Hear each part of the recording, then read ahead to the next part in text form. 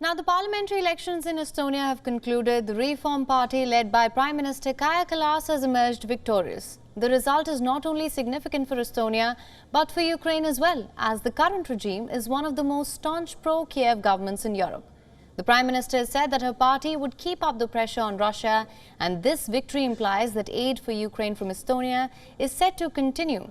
And to understand why Estonia general elections are key for Ukraine in this war, we're now being joined by Stephen Golub, author and political commentator from California. Thank you so much for joining us. Thanks very much for having me. My first question to you, to begin with, how do you assess the results of the elections in Estonia? Well, as you indicated, it's very favorable for Ukraine, significant beyond Estonia in that it indicates that the population of that country, like the populations of many other countries in Europe, particularly Eastern or Central Europe, back Ukraine in terms of standing up to Russia's aggression and atrocities. It's not just a matter of principle, we should note, however. If Russia succeeds in crushing Ukraine, it will have incredible ramifications for some other neighboring states, be they Moldova or Georgia or Poland or Estonia and the other Baltic states, because they will next be in the eye of Russia, targeted by Russia for aggressive moves and possibly even invasion itself. Right, absolutely. In fact, I will just come to that in a minute. As I had mentioned earlier, the election results are important not just for Estonia, but for Ukraine as well. What can you tell us of its ties with Ukraine? Well, you know, as a fellow former part of the Soviet Union, it benefited tremendously from the breakup of the Soviet Union. Even more than Ukraine, it had certain democratic traditions, or at least the roots of democracy that could flower, which has certainly happened there. So they share, in some respects, a common heritage of breaking away from the Soviet Union or benefiting from the breaking up of the Soviet Union, and they share certain strong economic and foreign policy interests, economic in terms of wanting to integrate with the world economy, whereas Russia is isolating itself more, and foreign policy interests in terms of wanting to remain independent republics, despite the wishes of President Putin and his supporters in Russia. Right, absolutely. Now, Prime Minister Kallas's party is fully backed Ukraine in this war. Now, do you think Estonia has a very significant role in this war?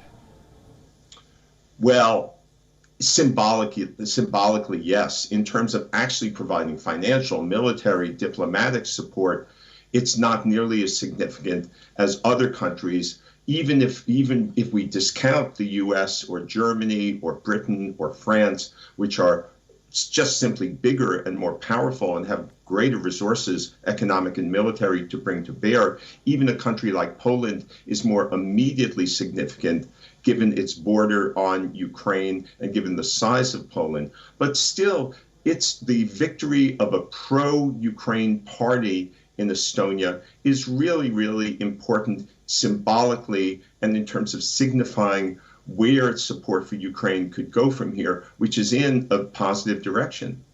Right, absolutely. Of course, it's also important to note here that Estonia is a member of both EU and NATO and has led international calls over the past year for military aid to help Kiev. What do you make of this? Oh, I think, you know, that support, a united bloc of countries in Europe. There are, a couple of exceptions to the rule, such as Hungary, which has been more ambivalent about this.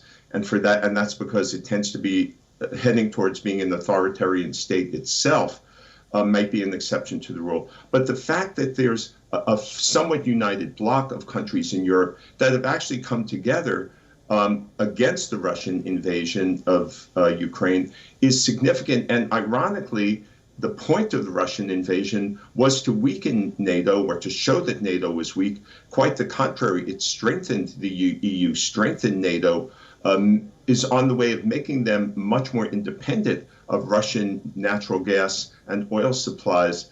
And Estonia being part of that bloc, being part of that unity, and not breaking away from it as it might have been the case if this election had gone in the other direction, is itself significant. Right, absolutely. Now, through this war, of course, there have been questions over Russia's larger goal here. What's your assessment of the same? Well, Russia's larger goal is to, I'd say in some ways it comes down to the will of one man. Now, Russians may support him to a good extent, but if you had someone else in power in Russia, this war was not inevitable. Vladimir Putin has kind of an archaic view of what Russia is, what Russia was. He feels Ukraine is an intrinsic part of Russia, which is sometimes something of a fantasy. You ask Ukrainians how they feel about being part of Russia, and they see themselves as much as a very independent country, an independent nation, an independent people.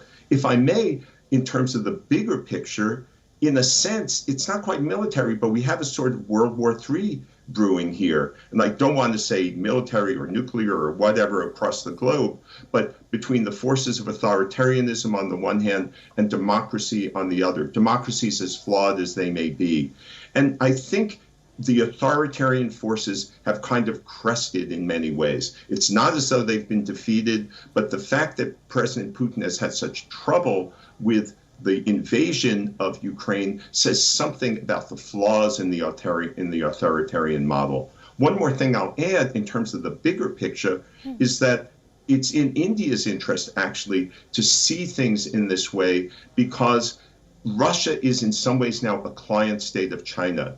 If push comes to shove and there's a war or other disputes between China and India, Russia is going to side with China because it depends tremendously on China for military, economic, diplomatic, and other types of support. So I'm not one to tell India what to do, but I hope India is keeping that in mind as it decides where its own interests lie. Right, absolutely. India's position on this has been very clear from the start. Now, my other question here is Estonia's military assistance to Ukraine, it amounts to more than 1% of its GDP. Now, that's the biggest contribution of any country relative to the size of its economy. What's your take on this? Do you think it's effective and sustainable? That's a great question, a great point, and a great question. I think it is, because from the Estonian point of view, what happens in Ukraine is essential to their stability, to their economic security, to their actual physical sovereignty, and other important values and priorities. So even though it's consuming a good portion of their resources, it still is such a priority because if Ukraine falls to Russia, or even if Russia doesn't take over all of Ukraine, if it really decimates Ukraine to undermine it being a viable state going forward, then Estonia, as I mentioned previously, could be one of the countries that's next in terms of Russia undermining Estonia or actually physically invading it. Right. In fact, I was just going to come to this now. Just for more clarity, Estonia broke away from the Soviet Union in 1991. It's a member of NATO and EU, as I mentioned. What can you tell us of the impact of the war in Ukraine on Estonia, if at all? Oh, I think it's been, that's another good question. On the one hand, it must be making people in Estonia feel insecure about their own future.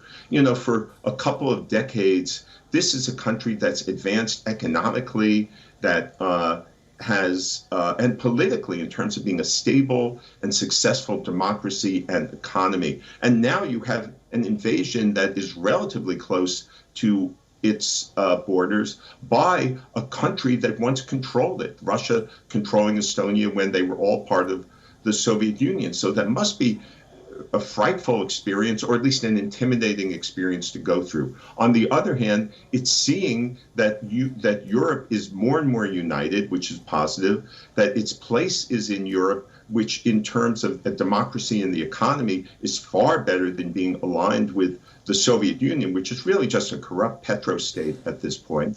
And it's being appreciated by the United States, by leading European nations and the like, for the role that it's playing. So it's a mix, it must be a mix of emotions and perspectives there. But on balance, I think they're feeling positively about what they're doing, even at the same point that they feel threatened.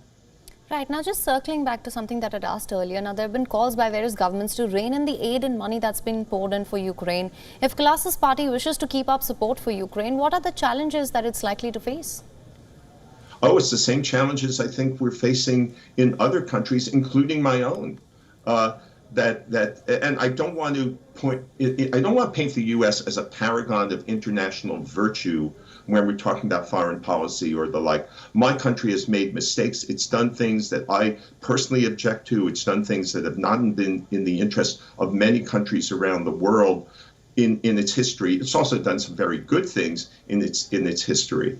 So it's a mixed legacy. But what we're seeing in some countries with a lot of money and resources being spent is some hesitancy on the part of opposition parties, on the part of populations to say, is this all worth it? But I really suspect that for the foreseeable future, given the stakes here, we will see continued support on the part of the populations of countries, be it Estonia or Poland or France or the United Kingdom or the United States, to support this, because it aligns not just with our values or the best values we demonstrate when our best impulses come to the fore, but in terms of our national interests. If Russia were to succeed in Ukraine, then it would strengthen the push for authoritarianism around the world, not just in Russia, but in terms of China, which is another expansionist power, and not just in terms of Ukraine, but in terms of the countries that border or are close to